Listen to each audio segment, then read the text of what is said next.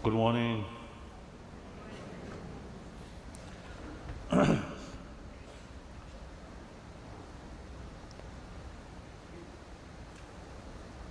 Now this session, explanation about the Buddha Dharma. So I'm extremely happy we have Buddhist brothers and sisters from different Buddhist countries, first in Mongolia, then I think from Sri Lanka, then Korea, Thailand. Thai, that's right.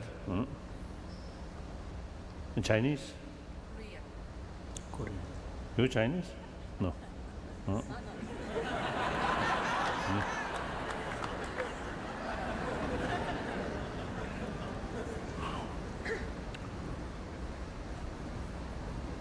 So, the Buddhists from Sri Lanka and Thailand, they are the practitioner of Pali tradition. So that is the foundation of Buddha Dharma. And among Buddhist followers, the holder of Pali tradition or the elder. So my respect. Then Sanskrit tradition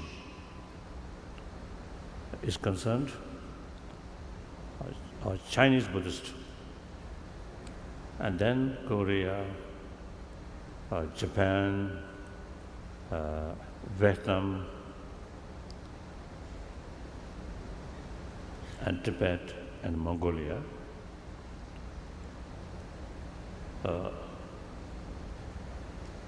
So, among them, the Chinese tradition, or Chinese, also the Sanskrit tradition holder, Chinese Buddhist holder of Sanskrit tradition, are senior. So then, we Tibetan are youngest, only after 7th century. Mongolia's case, I heard first Buddhism reached Mongolia perhaps before reaching Tibet, first one. Then second and third, then Buddhism come from Tibet.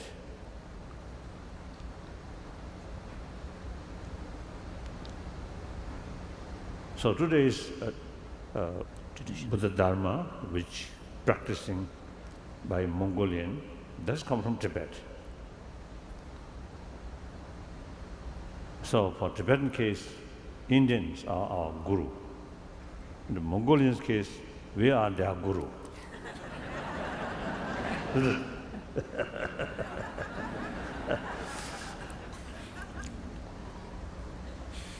So now basically, the Pali tradition and the Sanskrit tradition, two traditions. The Sanskrit tradition, the Pali tradition also they take. No. So some kind of, I think, combine Pali tradition as a foundation, then Sanskrit tradition. In the Sanskrit tradition, I think Buddhist logics maybe, I think, develop much stronger in the extensively. More extensive in the Sanskrit tradition. Then also the Buddhist Tantrayana, Buddhist Tantric, also then I think in Sanskrit tradition, Buddhist Tantrayana also much is present now. So then Tibetan tradition since Tibetan tradition, which is started after Nalanda, famous Nalanda tradition were established in India. Therefore, Tibetan tradition, actually the pure lineage of Nalanda tradition. That's very clear.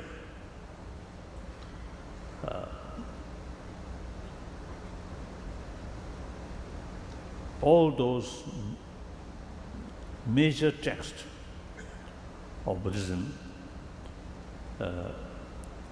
mainly Sanskrit and some Pali,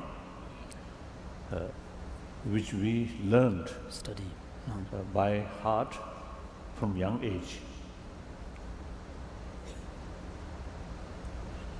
Rimshi Thama Pecha Lunzi Shidu Pol Kazare. Pecha Thama Lunzi Shidu Pol Kazare. Pecha Pecha Simdu. Ha. Chongaze. Oh. His case, around 14, 15 years, start with learning. My case, about 6, 7 years, very young, I started learning by heart. At that time, no interest. Almost like a burden.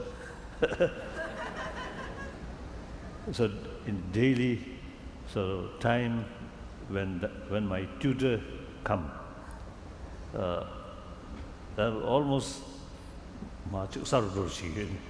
I used to feel almost as if the sun was setting and getting darker.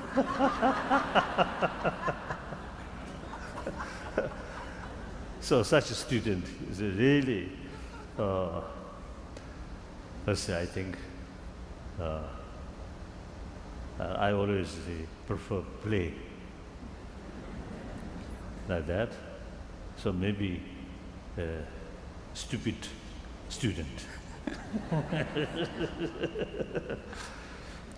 So my point is, all those texts which we learned by heart, all wrote by Nalanda masters. So it is quite clear. And then later we study commentaries of these root texts.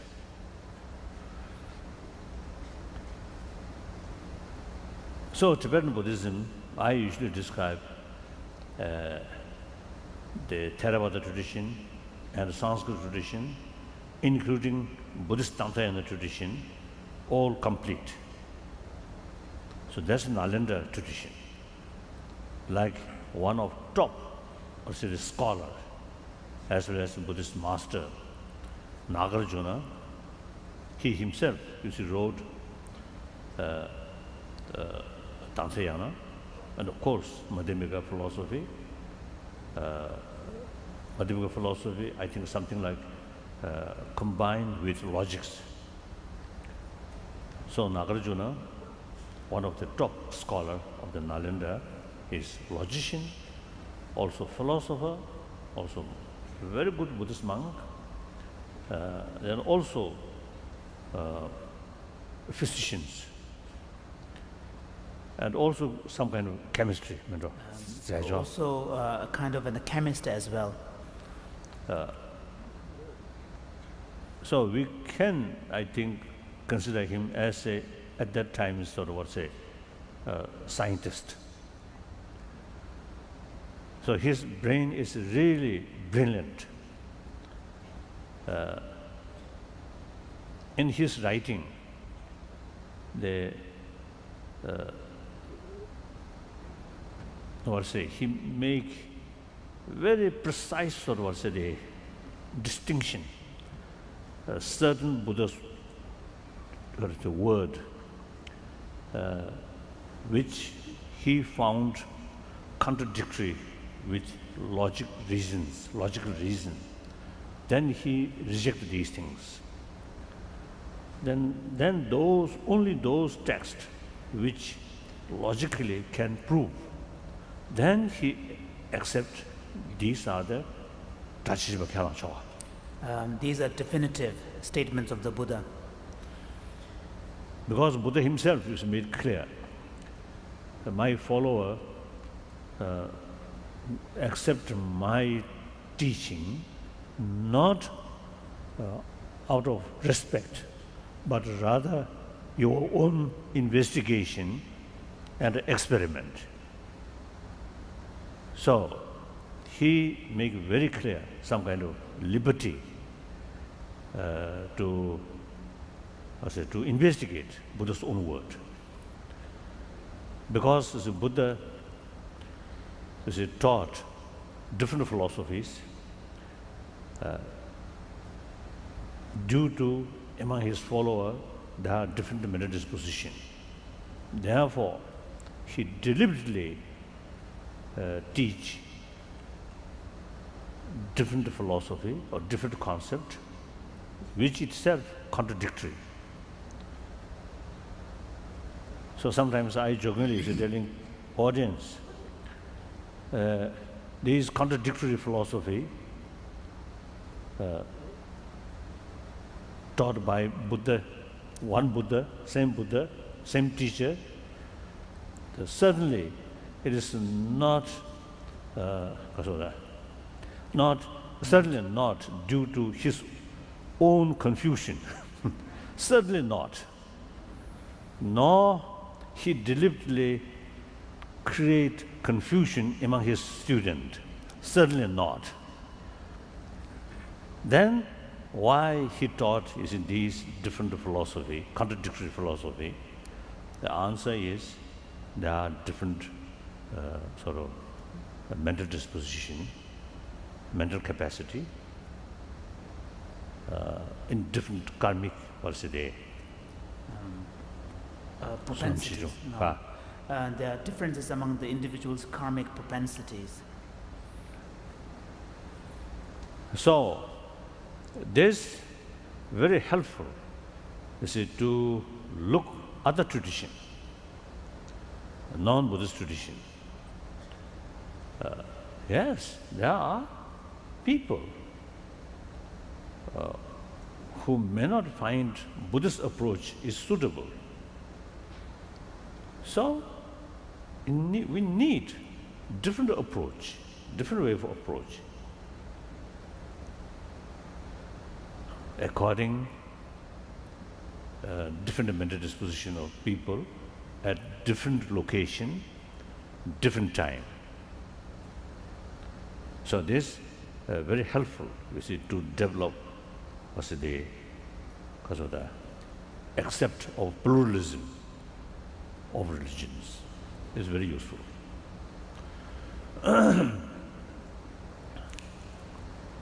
So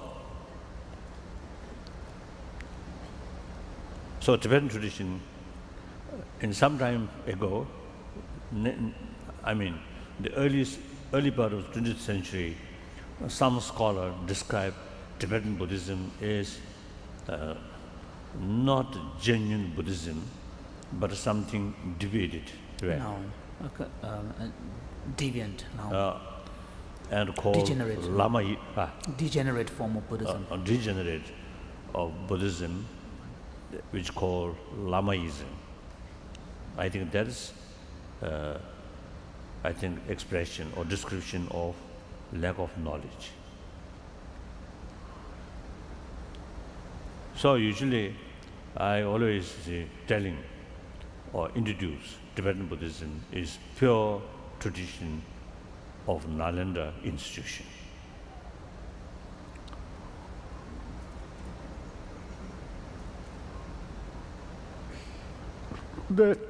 Then,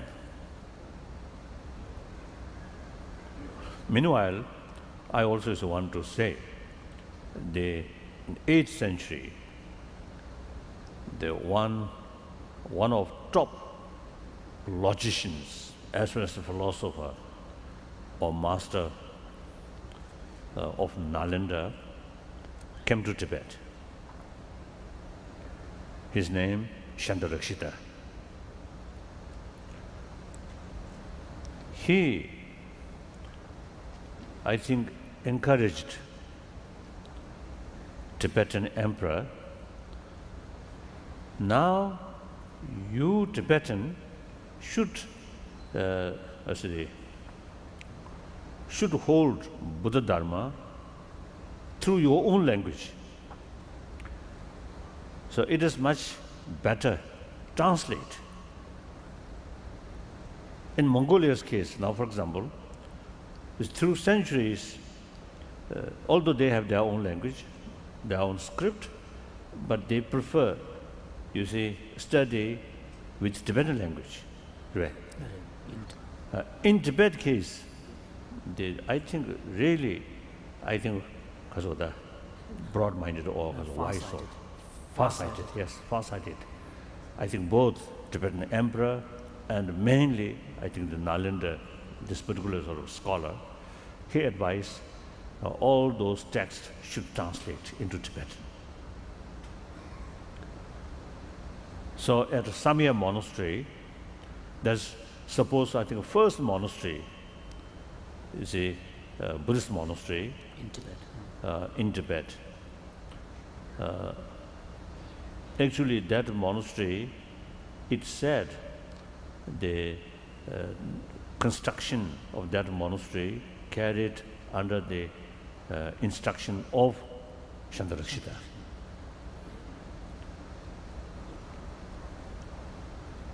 So there are different departments. One department for translation, one department for the meditation, one department for Vinaya Kasota, monastic discipline, and start taking monk's vow. So first time, 8th century, under that master's leadership.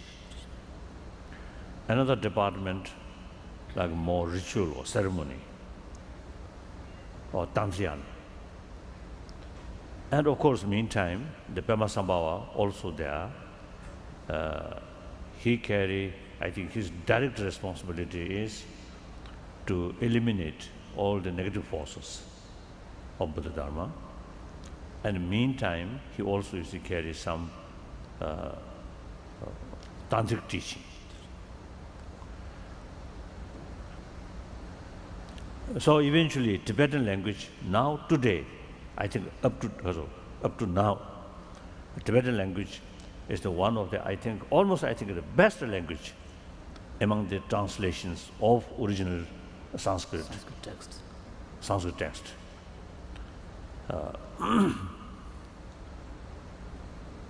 So in 20th century, some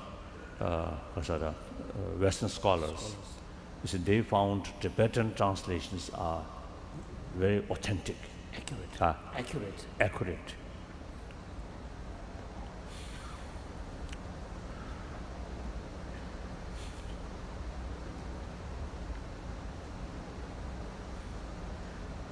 Now,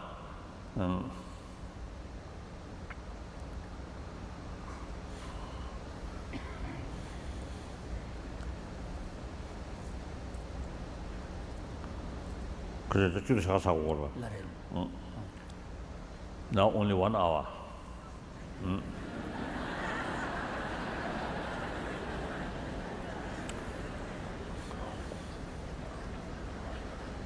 So I don't know how to start actual explanation about the Buddha Dharma. Perhaps now I switch Tibetan language.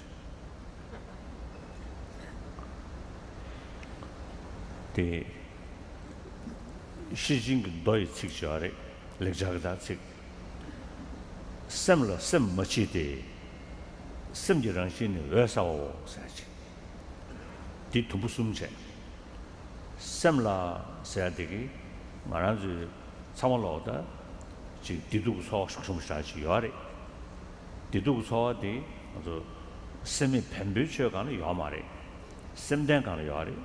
저장가고 시바든 저희들이 근데 인도 치세미 뱀변 내주자 뭐인바 nang sheba se di modu tona sheba shebe semla ta dewa de dungye se di tardu na sim tu mo tu gi tene eni di du di yonde yare sim tu chaje shan la pen du ya ne ba me ya digi rang la dewa ya sim mo tu shan la chawa cha digi rang la dungye ya deni be du sa ne sim catch mo is semla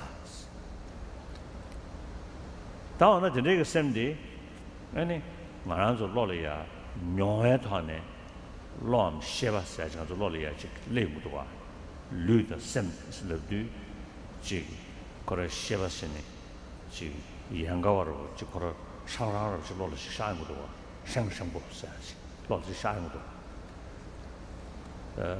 진짜지 요르스로나 요마리스 셈로 셈머치디스 셈 rāshī dōngmēs sēm sēyādī āni rāngi chāshār tēne tāksam shirē mādō āni nāmbar shēvā sēni kōrā tēpa mēvē rāngī yōmārī shēvē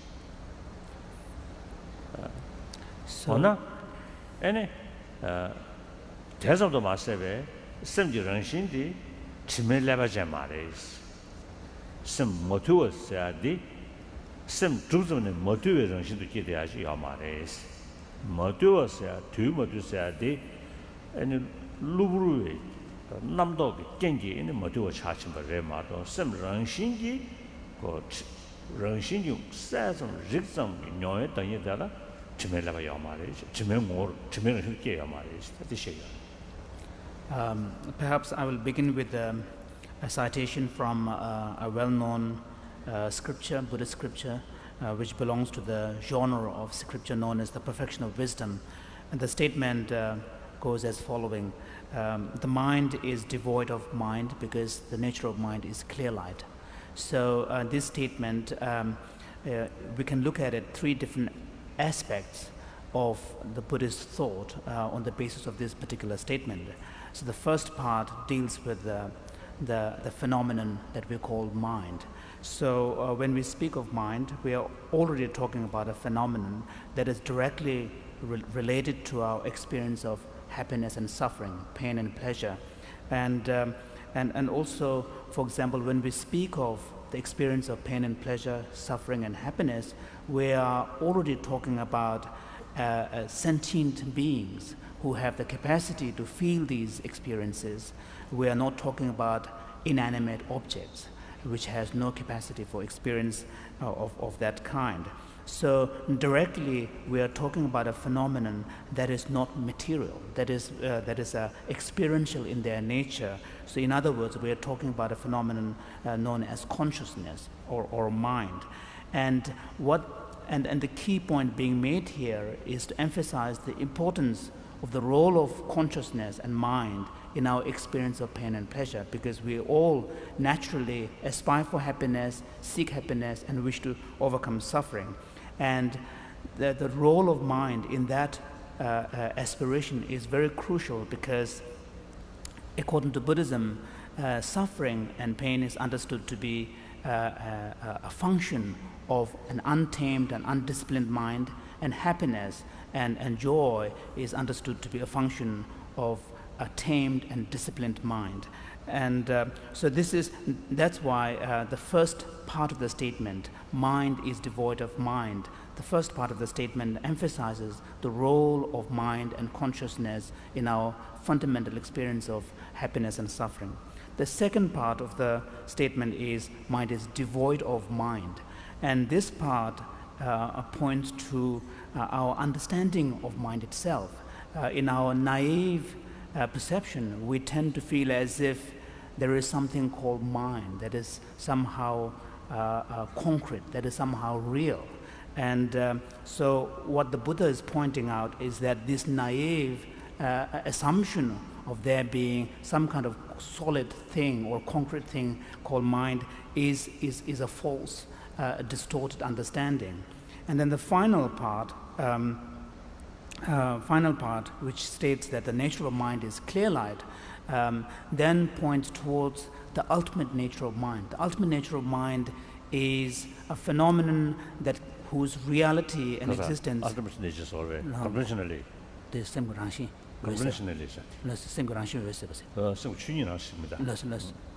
So the final part, the nature of mind is clear light, points towards the nature of mind where its reality can only be understood in terms of dependent relations of causes and conditions. And beyond that dependent relation, one cannot posit a mind that is separate from that relationship. And furthermore, it also points to us that in its essential nature, mind is pure.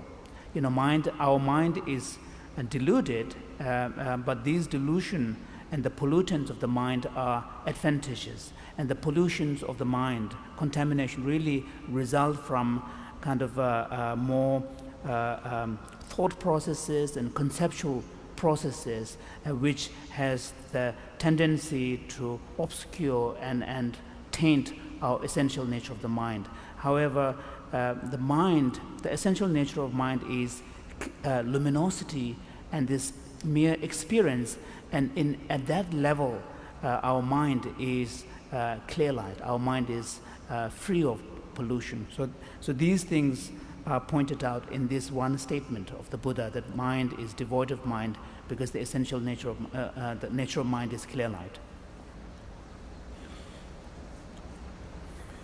This is love chobe no sometimes da samla sa digi da sem tu mo du gi ta ne di du yang yi bai du sa ne ding shi nam sha di samla sa de ne twa mu ya de sem ma chi de sa de gi sem me be ke ma wa ta samla sem ma chi de sem de sem gi rang xin be sem yare sem tu de yare ini shis tu yare bes la ina tu ya mares sa de indu sa ne di kabla chenyi sum sa de ji ja cho yare di thayung gu yare da usim ni ga lo tu mung ge je ya ene dong shi che jen de sem la she da de ga la ga ja sem din du cha ga ja sem din du 대 동에 아니 semden동 준이디샤 저 신유숨사 남샤지 다 동닉 남샤샤 인도산에 강기 동배 각자 대 시강기 정도 동배 동시 전에 샹왕 군다 용주 사디 무슨 니가 로다 송대도가 다시다 디제 섬로 섬마치데 사게지 다 섬지는 신의 어서 사야돼 디시 님분도 디시 님분도 임베요 쟤니 디나라 아니 감 디시 님부 쟤니 주모 마법에 섬지 춘이 점라 또 마세베 셈 코란 것 때문에 디시 님부 송도가 왔다 디송이야 돼 땅아가 남샤지 되는 데인거야 돼 나가 사람들이 So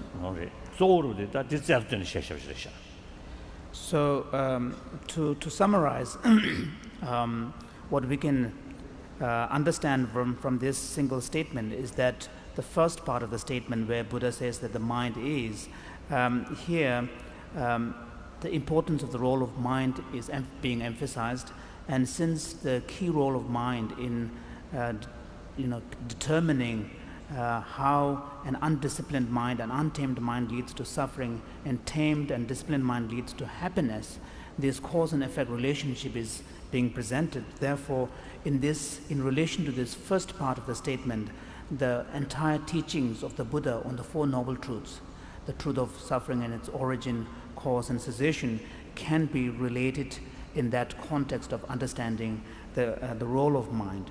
The second part of the statement, that mind is devoid of mind, can be understood as pointing towards the ultimate nature of mind, because although we assume the mind to possess some kind of objective, independent existence of its own, but however, if you critically analyze and search for that phenomenon, then you cannot find a phenomenon that is solid, concrete, and independent of the basis upon which the phenomenon, the label mind, is being applied. So here one can speak about what the middle way philosophers school and mind-only school talk about three natures of the mind. So here, when we speak about the nature of mind, so the mind itself would be the basis, and what is being negated is our imputation of mind as possessing some kind of truly substantial reality. So that is the imputed nature, and then the absence of that imputed nature on the basis, which is mind, is the emptiness nature, or the thoroughly established nature. So what it points to is that mind, which we assume to possess this real existence, is actually devoid of such substantial reality, and that absence of that substantial reality is the mind's true nature. And then the third part, because real existence, right? No, no, substantially real existence. No. So the third part, because the mind is clear light, the nature of mind is clear light, then can be seen as pointing towards the Buddha's teaching on the Buddha nature, the Tathagata Garbha, the essence of Buddhahood. So when we speak of this, the essence of Buddhahood, the seed of Buddhahood, it can refer both to the emptiness of mind, which is the ultimate nature, but also to the clear light nature of mind, which is a subjective quality of our mind. And it is in respect to this second part of the nature, which is the clear light nature of mind, that the Buddhist Vajrayana teachings are related. It is in the exploration and deepening of understanding of that clear light nature of mind that the Vajrayana teachings become relevant. So, now finished. Introduction of Buddha Dharma.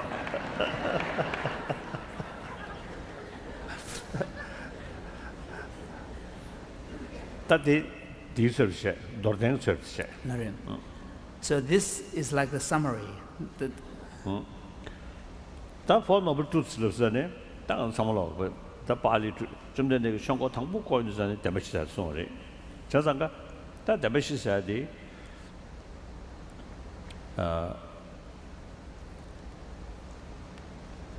Kasuri Minduba Dumenche, Debadi, Dawache, Dawadi, Tang of this Samuda. Dungete, yeah, Dumeju Dume, saw Dumenche. Nanju saw Dawa, Namjunga to the Tandunia, saw Dawadi, Yahoo some number in the Dumen and Shavior. Didn't you mean to say, do it to me? That Diniga log, Shirudi, Lanu Shawan Jangi, Gawaji, my Indusane, to make the new tension we are. The to make South Richard, the news and Dujik to Miss Sasha. Didn't you under data to make a trouble to make the sword to make it Gomare? To make Tada get ten reaching, Lanu Shawan Jangi, the Pungus name, Lanu Shawan Jangi Gawati. Didn't you mean to make the Shaba Indusane, Dawati, Tea, Docchogi, Lanu Gawa, the Zawan and Mabachasona, that tend to Dawati. Or that Dawat delicious shine. So Derek is in the shed.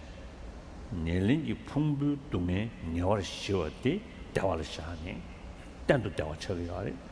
Or that didn't you be Dujelisha, Dejelisha.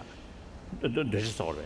Kanda Nanzu concern you at Dunga Dunga Bangbe, Dawati, Tanzu, Nanzu Nanga Yodeva. That Piggy Tantan Gang Shamu the Dinichadeva. That thing you would be Dunga sure Jurgis leve, Dunga Chavi Amari. They are top of Jurgis leve, they are Toku Amari. 디두 니부디 라랑기 귤 때네 귤 깨는 때네 전부 인도자네 대부 동해 민도바 되기 동해기 귤이 시에관에 맥소고요 아래 땡도 대화디 시에관 땡도 대화디 내가이나 땡도 대화디 루지기 귤이 가인 뭐 시에관에 대 탕도랭 거요 아래 디 가르친 거를 라바이나 산제베 투무마인베다 다와 땡진 대본 중앙 세 시에브레 땡들 사디 아르급디 준제 땡지 사디 시에요레 디두 선배 최강다 교jen기 미다베라는 식이 최강다 강이나야 랑기 유다 깬 삼了 때네 아니 대신 집에 당이도 줘버레스 어다 되게 뉴제 땡중 준제 땡중 사디 자와 데이터 남베도 통모임들이샤 데이터네 진짜 데이터네 아니 답시사도 통해요. So, making that as a summary outline of Buddhism, to elaborate a little bit more, let's look at the Buddha's teaching on Four Noble Truths. The Buddha's teaching on Four Noble Truths really forms the common foundation for both the Pali and the Sanskrit tradition. And if we look at the teachings of the Four Noble Truths, we are essentially talking about a mechanism for fulfilling our basic aspiration to seek happiness and to overcome suffering. So this is really the Four Noble Truths, teachings on the Four Noble Truths really pertain to this fundamental concern of all sentient beings, that is to naturally aspire for happiness and to seek to overcome suffering. So when we use the such language as seeking to overcome suffering in the Buddhist context, we need to have a deeper understanding of what is meant by suffering in this particular context. Generally in Buddhism, a distinction is made between three levels of suffering. One is the suffering of suffering, that is the evident suffering of our pain and so on, which we all conventionally recognize as painful experiences and suffering. So that is at the level of feeling and sensation. Then there is a second level of suffering known as the suffering of change, and this includes even those experiences which we conventionally identify as pleasurable and joyful, and they are referred to as suffering because they have a tendency, if you indulge in them for too long, they have a tendency to lead on to dissatisfaction and further suffering. So therefore they are recognized as suffering. And then there's the third level of suffering, which is known as the suffering of conditioning, pervasive conditioning. And this refers to our fundamental fact of existing in a conditioned way, our conditioned existence based upon affliction. And this fundamental fact of our existence is recognized as suffering because it is at the root of the first two levels of suffering.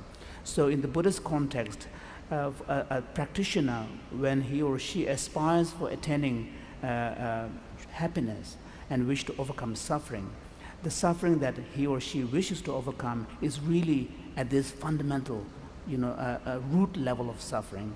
And therefore, the happiness that is being sought in the context of the teachings of the Four Noble Truths refers to direct opposite of that suffering. And the direct opposite of that suffering is the state of cessation, where all the root sufferings have come to an end. Not just the suffering, but also the causes and conditions that leads to that suffering that has come to an end. And this is what is meant by aspiring to seek happiness and aspiring to seek to overcome suffering in the context of a Buddhist practitioner. So,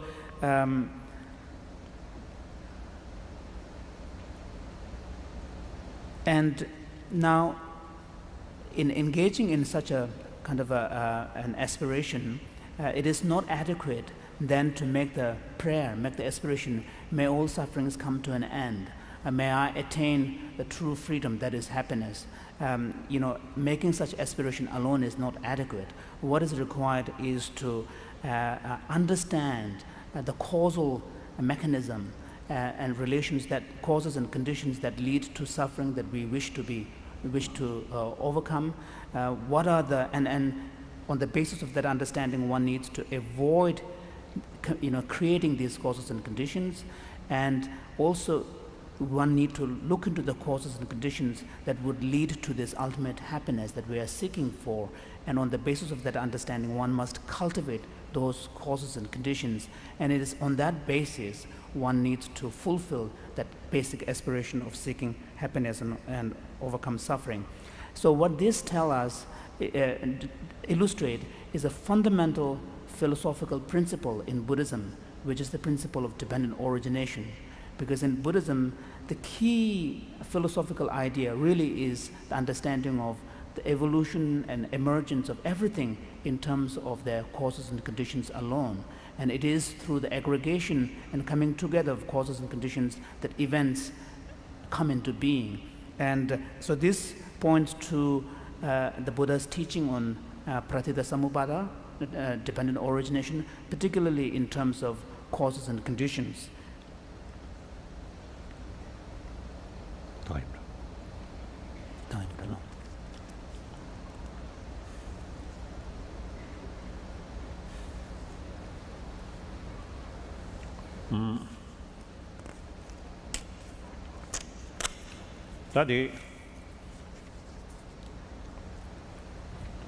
Tadi kasa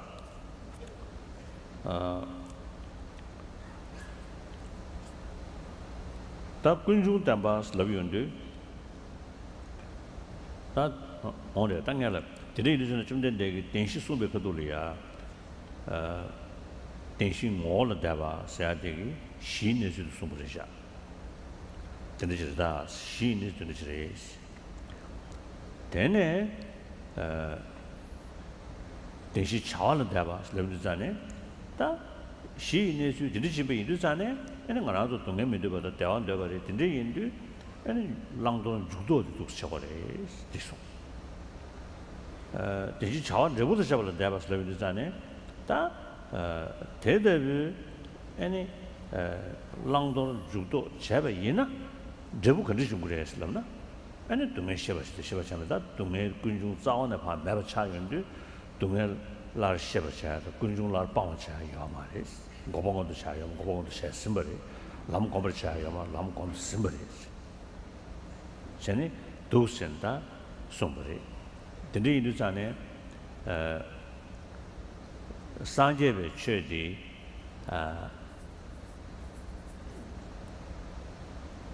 miji da che nyam ne ching ten zo di milu cha de are 가라슬럼나 최디 최도 남지기 싫어 그 타네 냠니치야지 쏘고 차용만 인도산에 최도 남지기 싫어 다 약실지 미류된들이 드디어 인도산에 미류된 거 타라스 다 랑도디디도 세다 냠니치니 다 거바 용 쏘버지 다 제야지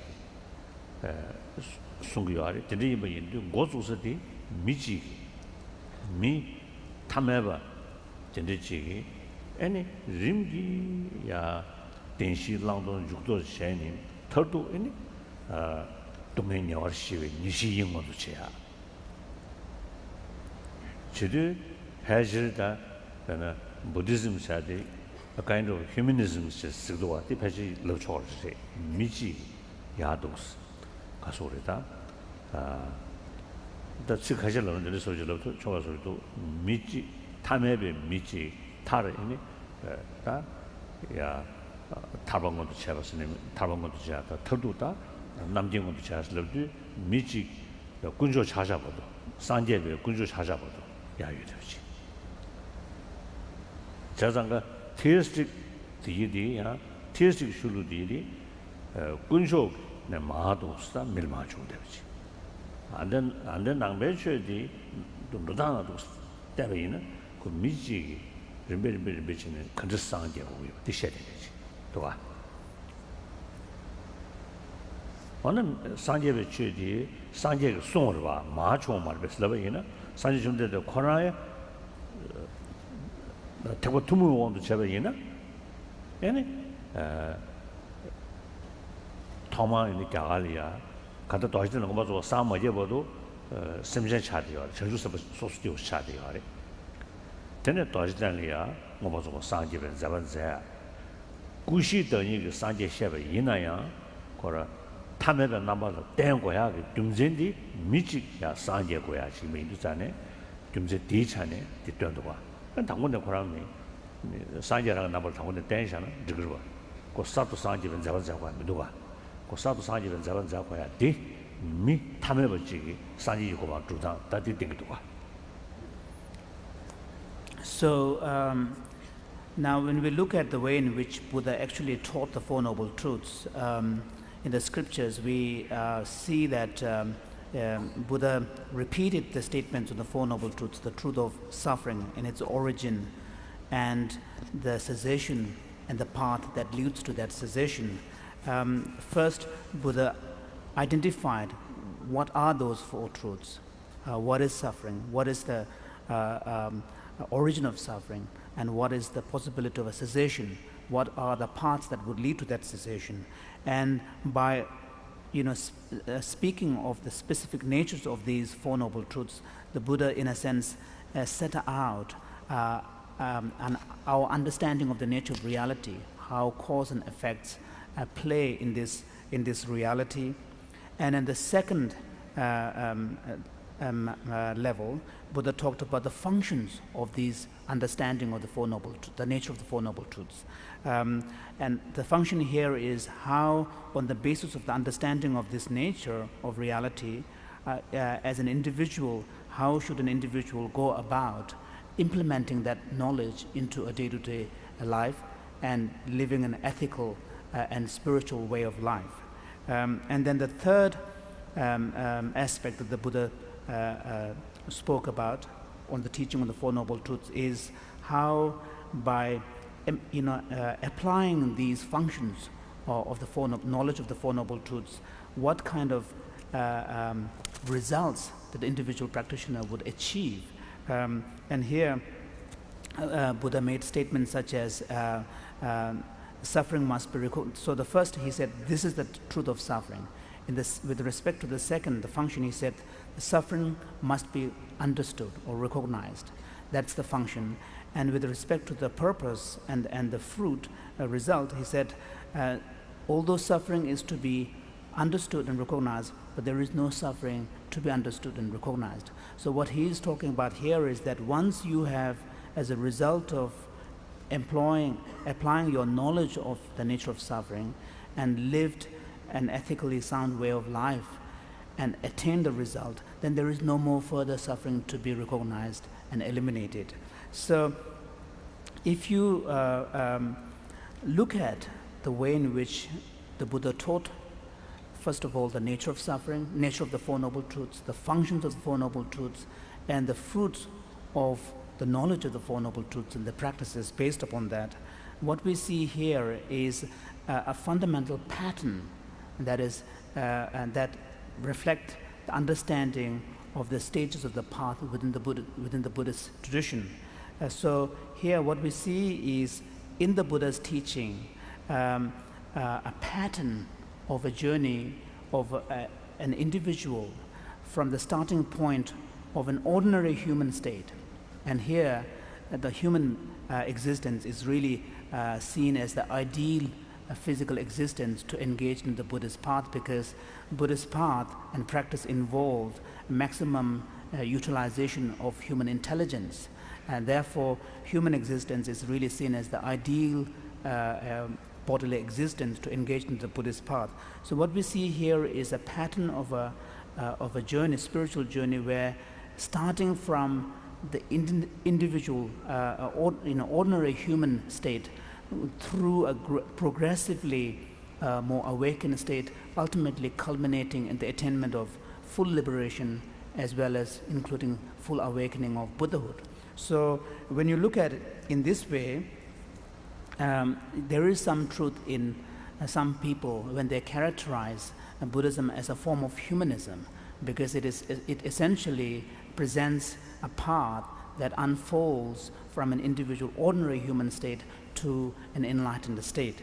And this is quite different from the basic pattern of a spiritual path and the evolution of the spiritual teaching in the theistic traditions. In the theistic tradition, the fundamental origin of the spiritual teachings is a form of a revelation coming from a transcendent being. From there is a kind of a more top-down evolution, whereas in the Buddhist spirituality, the evolution is more from bottom up, from the level of an individual, ordinary human being to an awakened state.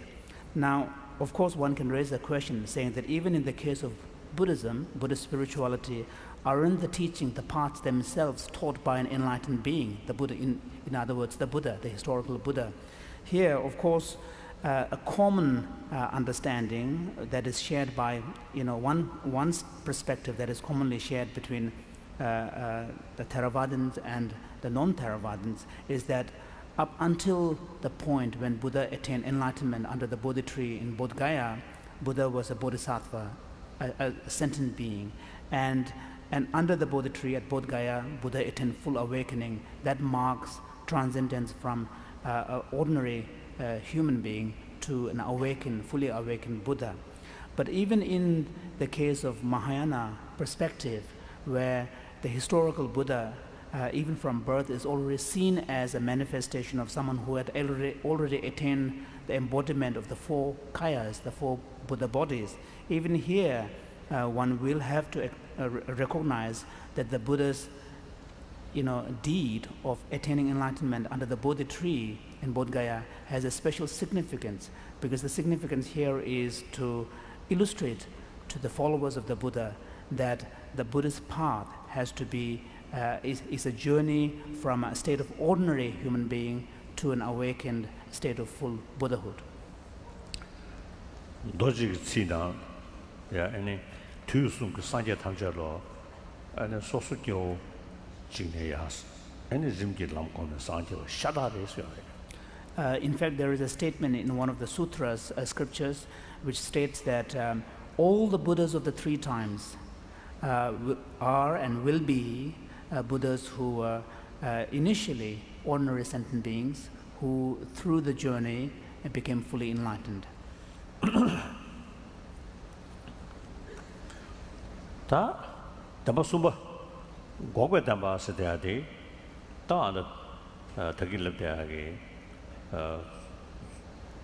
다 동네 다 라라 견다 차나야 김미릉도 세대야 된대기 내가 직다 용투야 여드메 생이 디시기 하래 내가 동네지 동네 바 단도 봐야지 되네 교회 동네 봐야 다 털도를 때 두식 동네 단도 봐야지 다 디상다야래야 내가 동네디 교강기 치도와 다 상당우도와 동네디 교강기 치도와 상당도 전에 동네기 교 군중사디 말에 다 군중 아니 레지 군중도 영업의 군중 이시안이 조조르디 영업의 군중 처리하래 레스야디 질 군제기 땡제사 디낭세 제법지기 군웅기 쏘와다 군웅기 제받은 데가 관에 규진 사도 조셔를 지금 레스게 하래 딘제 레디 군웅기 제받은 데가 관에 사셔를 지금 소 레소르디 펜을 되게 레소 더 루모데 레카셔도 관심데 펜을 되게 레도 되디 군웅기 제받은 데가 타네 사셔지 그 이번 인도산에 다 군웅기 내급대 그 개셔부 처리하래 다 뒤나로는 유모사들 얘기하래 다 가다 동행 주지기 두디 동행 연구 여버지 시에 타네 동행 주중에도 이거 말 봐. 봐 배는 동행이 동행을 차샤나 그 동행이 동행 진주지 소나마인 벨레세아디 동행 되네 동행이 동행이 되네 소 동행 되네 레드 소가 수지 말 봐. 그 균제리야 그 가소리베 지미르 chen 균제 야마르 사로 덴데기 몽보지 왕기 다 랜드를 몽바사 디왕기 소나모인 벨라사니 니 동의도 용되기도 와 다야 가수를 대기세야 돼 샹라 팬들도 연구를 동해세야 돼 샹라 너바전에 연구를 해서하게 교든 레벨 남샤디 시 교든 레벨 남샤들은 뭔가도 멤버체 레디네 다라 착배 다차 다도 즈바 된대기 착배 관계 레사니 윤두잔에 해질 다디 용되게 가서 주부디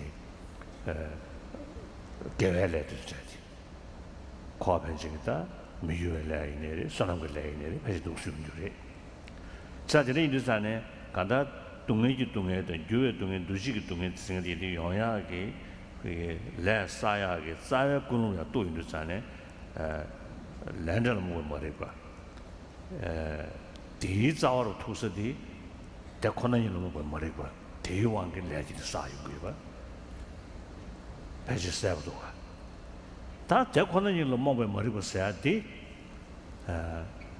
매소 퇴야 여더매 디매소 퇴야 여나 대왕게 사셔래 레디디 도토그래 대왕게 제부 동해수부터 도토그래 자 근데 인도 다 투서디 대관을 먹을 머리고 써야지 세트와 여덟매서 상당고요.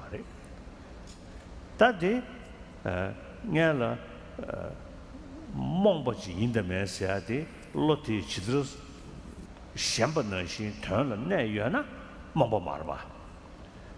그 지다 그 가서 그런 거는 지면시 리그를 넣어 봐. 사말 봐. 로튼들 다 머리고 쓰잖아요. 전 지머지신 미시바 양나 친지로도 떠고 지리야 스티가로 봐. 자, 근데 이만 이르잖아요. 대코나니로 먹으면 어리고 쓰잖아요. 그 친지로도 떠고 쪼데 친지로도 떠고 똑바로 쓰기 하래. 근데 인도 로테 지도 소원은 이제 전은 내 여명 내를 심주체니. 대내 신에 대다스 준비 로테 아니 친지로고 로인데면 탁주셔 봐. 근데 인도 다 다음에와 사다 네가 레고요 하래. 다음에 따와서 네가 레고요 하래. 나 다음에 따와 셰인도잖아요. 남외 좀 되나 나로리아 차라 먹고지온데다. 그 차라 서울에 다리 실차를 차라 먹고지 되는 거요 하래. 다들 대변고 하고 루주 나도다 루주보다 전장 소지고 그래. 자 드리면 인도잖아요. 다全人性主的没出来，他这个上当的，没那个做的人性主人这边落去的，人性主人这边落的，没那个应的没，其实老应的没啥的，人性主也没讲了再去这个吧。到底，哎呢，东尼啥的干嘛来用的，东尼个到啥的干来用的要的，到底实践这些讲的，可能他们搞的这些讲要嘛的，可能排外搞了。什么期待啥这个了，但这些推不了的。什么人性的当然是，什可能的内陆是重要嘛的，什么个一路这样不行呢？什么的你个嘛的，什他说确实什么个哪样的话干呢？什哎呢？他说的这个人性的当然是。그 취니디 니용그레스 뜻이 뭐도가什么期的啥的什么期的啥的这里面的啥呢到东尼到达了不要的但第一套呢什么呀这个全能个但我的当把你因为人性这个当然中间的但呢大过来的话啥到特个的军这个点中 대래 다처를 친체 때는 중에 된중 쌈마인 봐 때는 딱왜 된중사 대간에 샤이고요래 때는 딱왜 인자 때면 라왕 주어 말했어 때면 라왕 주어지 담배 뒤시고요래 그 때는 주어 인주자네 때는 딱왜 거는 주어 인자 그 라왕 주어지 요 말했어 然后个主要嘛的，因为然后个主要到从男性，那我到现在落的没得过的嘞，这些个，这这里印度没得个先有顺从突下去，但大米主席个这个地这个没得个先有干有多，但都是能搞定主要个嘞。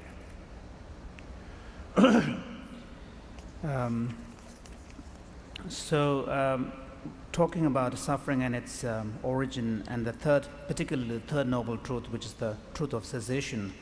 So what we need to do as practitioners is to really inquire into the very question of the possibility of attaining such a cessation.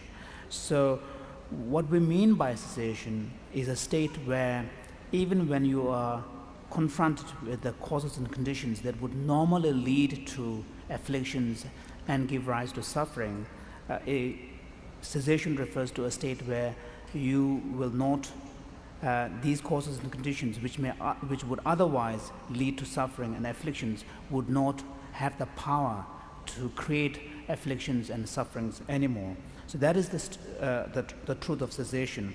And so when we talk about the cessation, we're talking about the cessation of the suffering. And already we spoke about 3 different levels of suffering: the evident, obvious suffering of our sensations, and the suffering of change, and suffering of pervasive conditioning, which is the more fundamental level of suffering. So by engaging in the path and living an ethically sound way of life, one will be able to gradually eliminate the causes and conditions that would give rise to these 3 levels of suffering, beginning with preventing the causes and conditions for the evident, more obvious sufferings, and then the suffering of change and so on. And so when we look, so what becomes important is to inquire into the causes and conditions that lead to these degrees of suffering. So this immediately takes us to the understanding the second truth, which is the truth of origin of suffering. So generally, when we speak of the origin of suffering, we are talking about 2 primary factors here.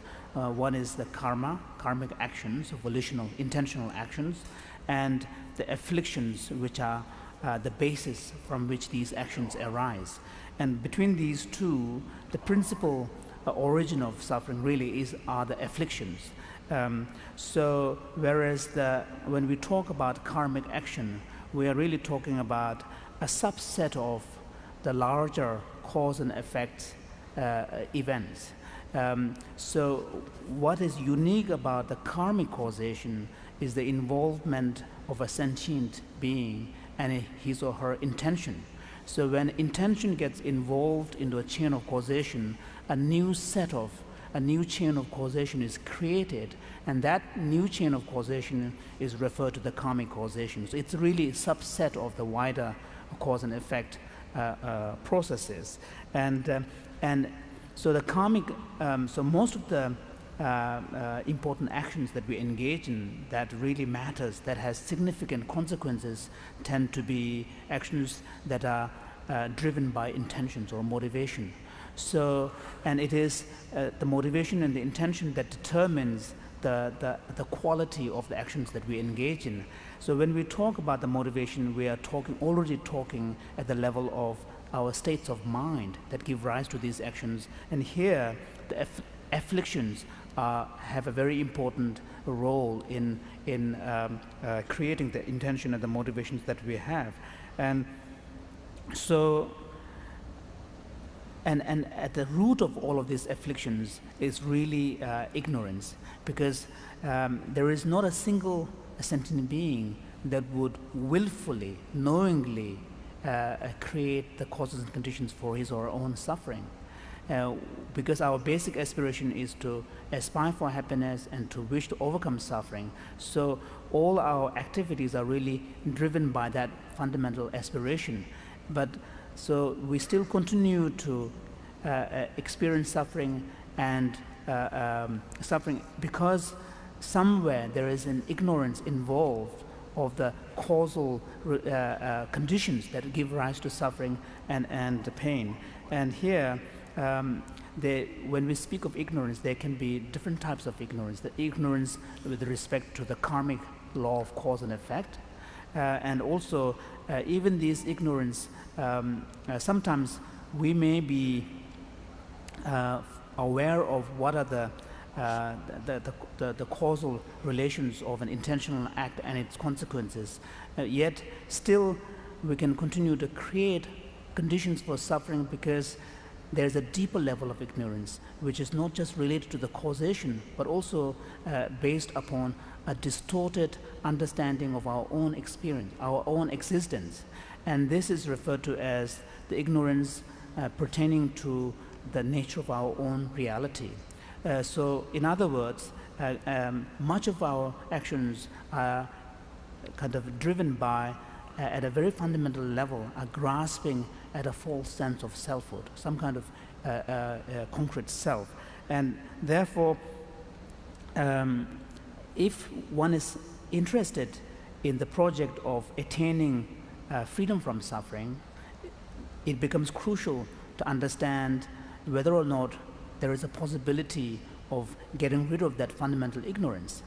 And it is in this context the Buddha's teaching on the no-self, anatman, becomes important, because it is only by cultivating that insight into the true nature of self, which is no-self, that one will be able to undo this fundamental ignorance. So when we speak of ignorance, we are talking about a state of mind that is either a mere form of unknowing, just ignorance, simple ignorance, or we are talking about a state of mind that is a distorted form of knowing. And therefore, we are talking about a state of mind whose perspective is contrary to the actual reality.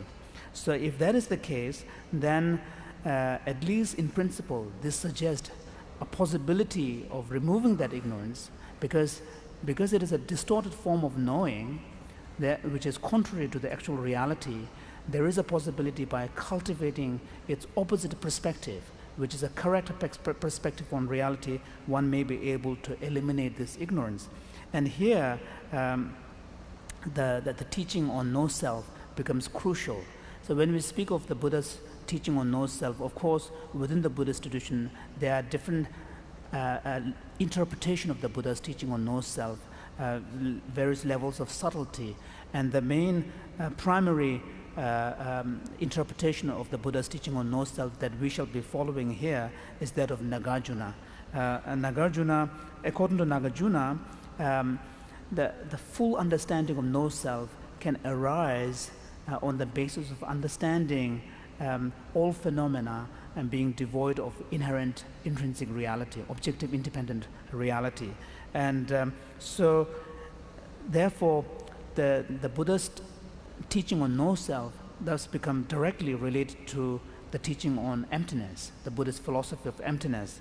And so when you understand how the teaching on emptiness is relevant to this concern of seeking to end suffering and its causes, and then we will see that the teaching on emptiness has a great significance.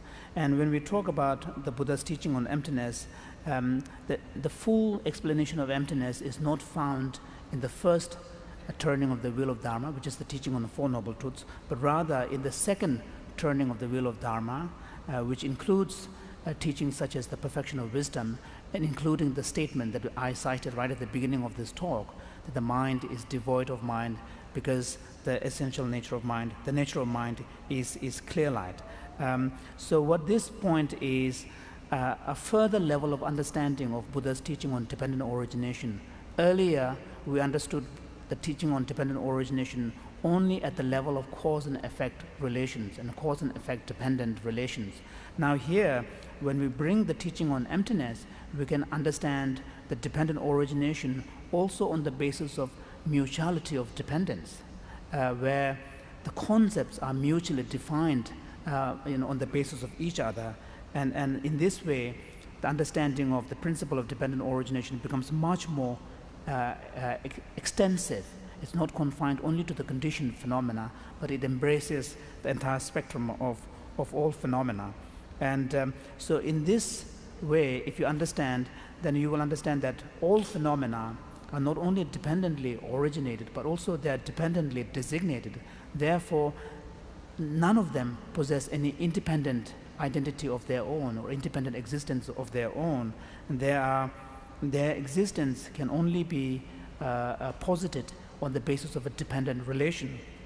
So therefore, because they are devoid of independent identity and existence, they are devoid of any substantial reality, and the state of mind that perceives them to possess such intrinsic objective existence will therefore be distorted, and by eliminating that distorted state of mind, which is ignorance, one will there be able to attain the true cessation. So it is in this way the teaching on emptiness and no self becomes directly related to the teaching on cessation, the Buddha's the third noble truth. Yeah.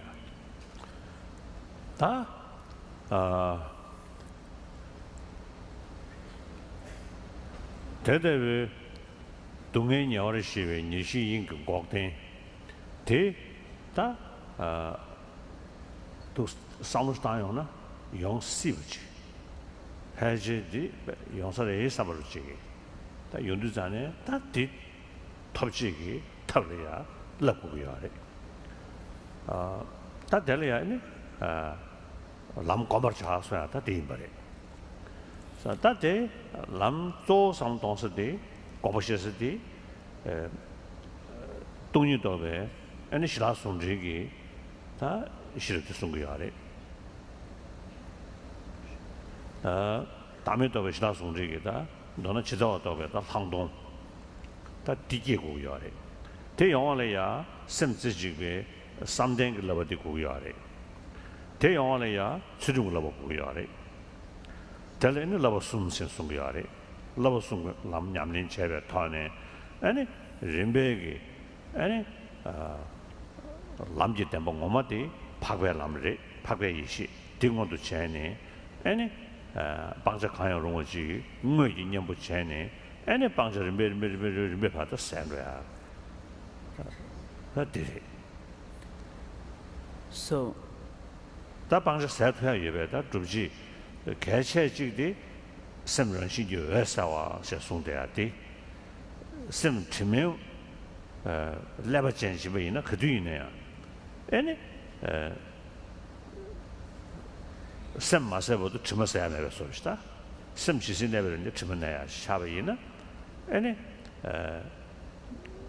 ko sem gi gyundi thadenge ine chima mebejig negabji ine shamashim chagirwa so that chime chedi sem motivo chenge chime chadi luburu wale chebe luburu we tende deru resigare deru imbadi ko chijilo to ba shime indusane chijilo lo chi yinshinjela ko 가서를 전나마 될래 거봐 치지로 또 되는 게 인도 전나마 코 시간 걸로지 그뒤네 용대 그러 봐.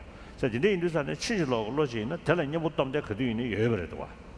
다른 게 줄이 못 담대 게마게래 마도 신 지리 못 담대지 여러고. 그래서 이제 이번 인도산에 랑게 줄이 못 담대 게 돼야 돼. 사회 랑게 시베 세리기 균삼데 주머째도 게가 말이지. 사다 세리기 셰베 균지 때문에 아니 지면년 못덤된지 세리기 셰베 디 때문에 샤르투나 아니 세리기 셰베 때문에 몸베 왕기 계셰베 주별로 스네면도 모두별로 디디 나바차도 그래스 와다 독세니 아니 람지 때문에 ቋ네 코네 콘도 아니 로야다 베토 그래 스타디송 그래 So with respect to the truth of cessation, as a result of reflecting deeply on the manner in which our fundamental ignorance distorts our perception of reality and how our fundamental perception, this ignorance really is not in tune with the actual reality, and how this fundamental ignorance serves as the basis of all the afflictions and the attendant sufferings that it gives rise to, when one becomes to a point where one can see, at least in principle, the possibility of bringing about such a cessation, then one needs to seek the ways and means by which that cessation can be actualized and attained. And here, of course, the fourth noble truth, the truth of the path, becomes relevant. So when the Buddha speaks about, therefore, when the Buddha says, therefore, cultivate the path, actualize the cessation and cultivate the path, he's talking about the path that would lead to such cessation. So in the context of the Four Noble Truths, the principal path that is being cultivated is a deep insight into the nature of ultimate reality, where there is a synergy between a tranquil state of mind, a calm abiding, and a deep insight into the nature of reality. So there is a combination of tranquil mental state and an insight. However, in order to cultivate that principal path, one must first establish the basis, which is an ability to retain one's focus of mind single-pointedly on a chosen object. So here, therefore, one needs to cultivate the concentration, qualities of concentration. And in order to cultivate such qualities of concentration, one must ground one's way of life in a sound morality and observe the basic laws of morality. And so therefore, the Buddha taught in actual practice of the path, he taught what are known as the three higher trainings in morality, higher trainings in concentration, and higher training in wisdom. And so it is therefore by engaging in the practices of these higher trainings, one will be able to actualize the path, cultivate the path, and then actualize the cessation. So then the question is, why is such a cessation possible? One of the fundamental reason for this is, as explained before, the essential nature of mind is pure. Although our mind is diluted, but the pollutants of the mind are adventitious because our essential nature of the mind is this mere luminosity and experience, and at that level the mind is pure. And since all the pollutants of the mind that obscure and afflict our mind arise as a result of accidental or occasional conceptual processes, including the afflictions, one can see that by penetrating into the ultimate nature of reality and seeing through the deception of our fundamental ignorance, one can remove these. Because if our essential nature of mind itself is diluted, then there is no real hope.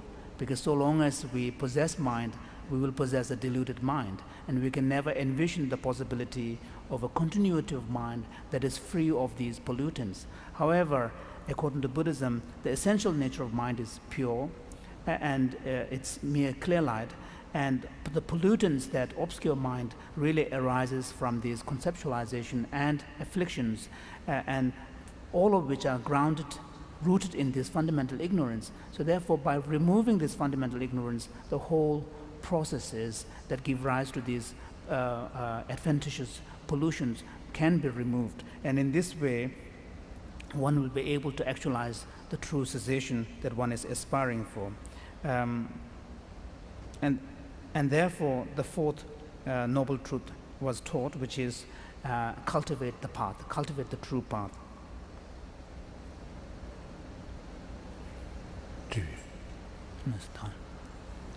Then Tantrayana, I think the unique thing about Tantrayana practice is make distinction, grosser level of mind and energy, and subtle level of mind and energy, make distinction. Then the subtle mind, usually the grosser level of mind, active. The subtle mind remain inactive. So try to